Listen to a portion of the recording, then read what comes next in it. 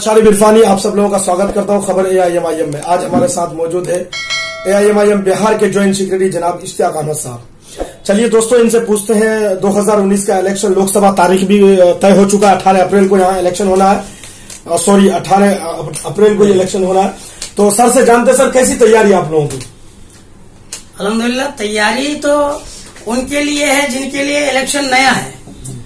मेरे कायद और मेरे मजलिस इत्तेहादुल मुस्लिमीन के जो हमारे नुमाइंदा हैं किशनगंज लोकसभा से, अख्तरुल ईमान साहब, इनकी तैयारी आप 2014 से आपको लेना है।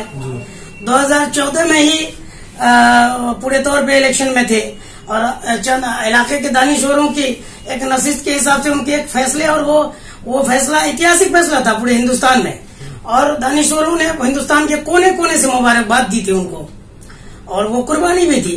और अल्हम्दुलिल्लाह उस कुर्बानी का असर और सिला यह है कि लगातार इन 4 सालों में इलाके का कोई भी कोना कोना, हम तो फख्र से कह सकते हैं, अख्तरुल ईमान साहब तो बड़ी चीज हो गई। ये छोटा सा मजलिस इत्तेहादुल मुस्लिमीन का खादिम, जो मैं एक वर्कर होने की हैसियत से पूरे इलाके का चप्पा चप्पा से जितना वाकिफ हूँ, इस वक्त का दूसरी पार्टियों के जो उम्मीदवार होंगे उनको पता नहीं होगा कि डगरवा से लेकर कैसे गलगलिया तक आपका पार्लियामेंट्री क्षेत्र बनता है। 1300 बूथ है, 206 पंचायत में आपका दौरा होना है। तो हम लोग इत्मीनान है कि हमारी तैयारी फुल प्रूफ है।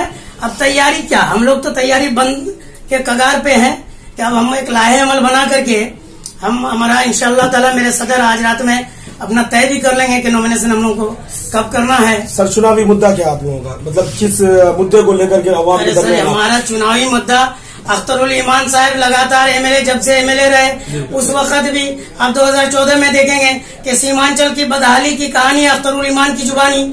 10,000 पेज एक दिन में रुईदसा मैदान में 10,000 किताबों को बांटा था।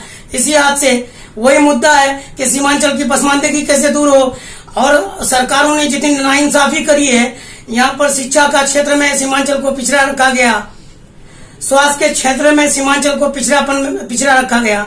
हर मामलात में सरकार ने नाइंसाफी की है। यही हमारा मुद्दा है कि आज MIM जीते, अख्तरुल ईमान साहब जीते तो लड़के लेंगे, हिस्सेदारी लेंगे हम लोग। सर, आखिरी सवाल, कौन है आपके सामने में? नहीं मानते हम लोग किसी को कंपटीटर। इस वक्त तो ये सवाल करना भी नहीं चाहिए आपको। इस वक्त तो कुछ लोग 10 जनपद में सोए हुए हैं, कोई लालू के यहाँ बैठा सोया हुआ है बिछुना करके, और कोई कोशिश कर रहा है कि राजद में जाए तो लालू को मिले, और कोई नीतीश के यहाँ बैठा हुआ है। इस वक्त 18 तारीख को जो है अगले महीने का अल्हम्दुलिल्लाह और इंशाअल्लाह 18 तारीख को किशनगंज पार्लियामेंट्री हल्के का वोट का दिन है, और दीगर पार्टियों में फैसले नहीं हो पाए हैं।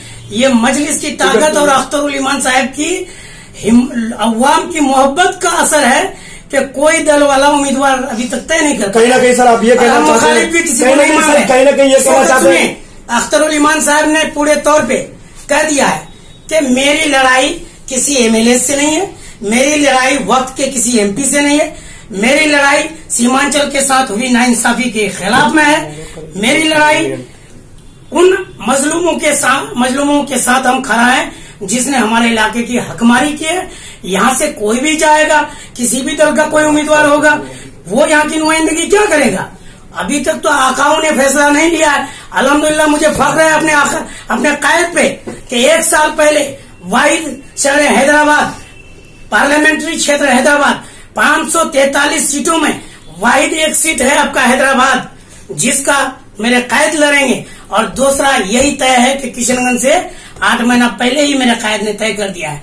मेरे कायद ने कह दिया है कि मेरा नेता, मेरा नुमाइंदा किसी लालू, किसी राहुल गांधी और किसी नीतीश कुमार के दरवाजे पे जाके खड़ा नहीं रहेगा कि साहब टिकट दो मेरे को।